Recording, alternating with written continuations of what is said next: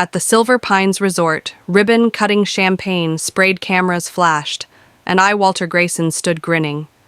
Not pride, but because in 7 months I'd sell the lake out from under the HOA for hundreds of millions. Where are you reading this from? Drop your location below. Because what happened at Silver Lake ignited a scandal that still burns. Silver Lake was a dreamscape, Bastel ripples, pinesed air docks, sagging like old hounds after 30 years of scrimping brown bag lunches. No vacations, weekend shifts. I purchased a scrap of paradise, an acre with a dilapidated shack and a rickety dock. No mortgage, no neighbors banging on the door at 2 a.m. Just me and the water. The seller, Amos Carver, a seasoned local who'd fished there for decades, grasped my hand, cautioned against snapping turtles in the North Cove, and uttered, "Respect the lake and it'll respect you." No talk of an HOA, none those first months, were bliss mornings in my Dent canoe, mist curling like spirits, afternoons chopping wood nights under stars so dense I could have drowned in them. Neighbors, mostly old-timers, waved from porches and left me alone. Then the newcomers came, SUVs, churned dust contractors sawed through quiet, and mansions sprouted decks and chimneys kissing the waterline. These yoga pan elites, loud with stock talk, behaved like they'd invented the lake rumors.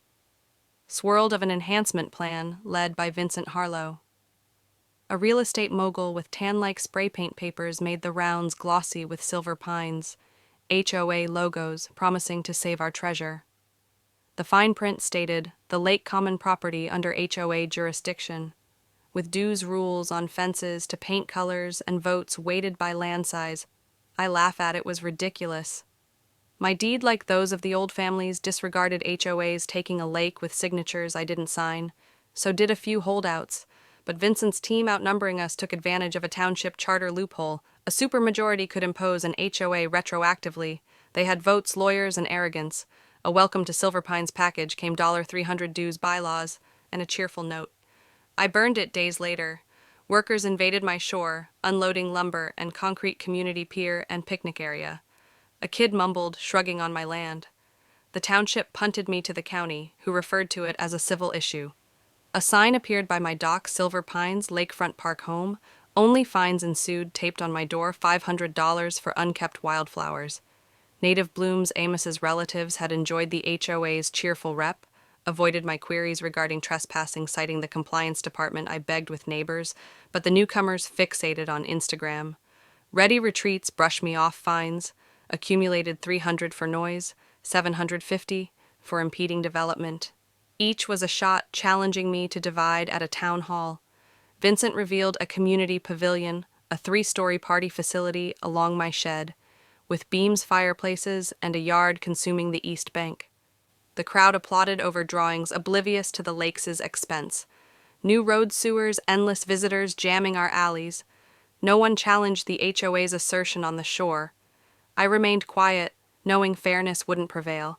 I needed a better game. I documented everything. Fines, photos of intrusions, emails, garbage on my property. I learned property law, easements, and lake rights. Awaiting the HOA's greed to exceed earth movers. Destroyed my dream of a modest cabin. Dawn, thunder shook my hut as machines uprooted pines and oaks, stacking them to burn paths disappeared, replaced by mud and stakes. Kissing my property line calls to the HOA go to voicemail. Their welcome center steered me. Pile drivers, hammered supports for a 500-seat monster, shaking my bones, debris, lumber wrappers, trash littered my property, workers left on my driveway, claiming project permission, bulldozers ripped out my dock's foundation, chainsaws screamed, and a porta-potty taunted my lot. I moved it to their view. An orange fine was next $250 for moving. HOA property. Additional fines arrived. $1,500 for trash. They left behind $300 for noise from their disarray. I documented it all. Concrete bags along my shore, shredded fencing in my trees, tire tracks along my boundary. No one HOA county. New frightened. I approached Vincent by the cratered east bank, his polo blinding can. "Can we talk?" I asked. He clapped my shoulder. Grinning. "This will be the county's gem. Sell your shack for a fortune. I don't want to sell." I said, "Everyone's got a price." He smirked, dismissing me. Flyers hyped Silver Pines Resort, promising jobs and soaring values.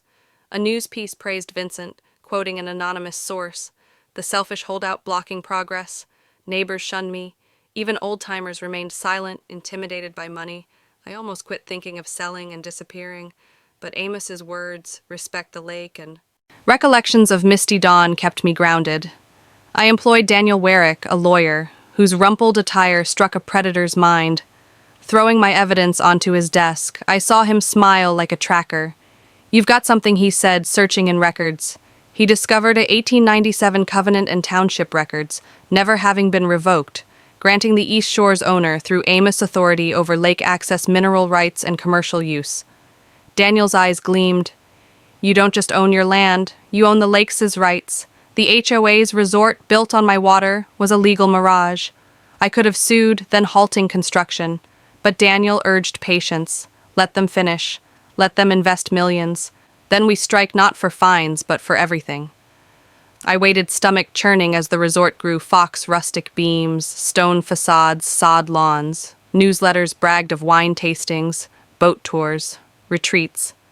They turned my dock into a marina, dredged a simulated beach, and installed gas lamps, every nail securing their trap. Vincent strutted hosting investor tours while board members teased. I'd sell. Soon I played along, nodding in meetings, quiet as they celebrated their brilliance. The grand opening was a circus banners, a brass band, food trucks. Vincent's speech oozed self-congratulation. This is our future, our prosperity. I clapped loudest, knowing the 1897 covenant made their resort mine. Daniel's team launched a legal blitz, quiet title. Action injunctions, allow challenges, news broke Silver Pines under threat of lawsuit, offers flooded in private equity, hotel chains, resort giants sensing weakness. 7 figures rose to 8, then 9. I refrained from allowing bids to skyrocket. The HOA, clueless, held weddings, festivals, concerts blanketing my land with cups and noise. Each function was proof of their illegal operation. When bids reached a figure that spun my head, I said to Daniel, "Sell." A conglomerate of a resort snapped, yearning for control, signing up Daniel's office wire, transferring hundreds of millions. The moment felt as imaginary. I laughed, giddy-free, in a few hours. The attorney for the buyer came hitting Sandus letters, attacking each and every HOA address, grinding every lake activity. Weddings were blown, refunds, ordered retreats, disappeared concerts, met their demise. The Vincent raged, hissing the chains shut, calling feudal meetings, imploring commissioners too late, built upon stolen waters. The HOA filed for my covenant, alleging void. Daniel shot back, revealing forged signatures, siphoning funds and shady votes. Media turned headlines screaming HOA fraud, residents sued banks, froze mortgages, values crashed. The conglomerate raised the event center, scrapped the marina, and left the beach to rot from my porch. Coffee in hand, I watched the chaos. Vincent sold his mansion at a loss. Fleeing in disgrace, board members bankrupted or shunned, vanished. The lake, healed geese returned, otter played fish, flashed wildflowers, bloomed scars faded in my canoe. At dawn, mist low, I floated the resort's wreckage, ruining over water. Amos's respect obtained, I didn't merely defeat them. I buried their greed, cashiered their arrogance, and reasserted my peace.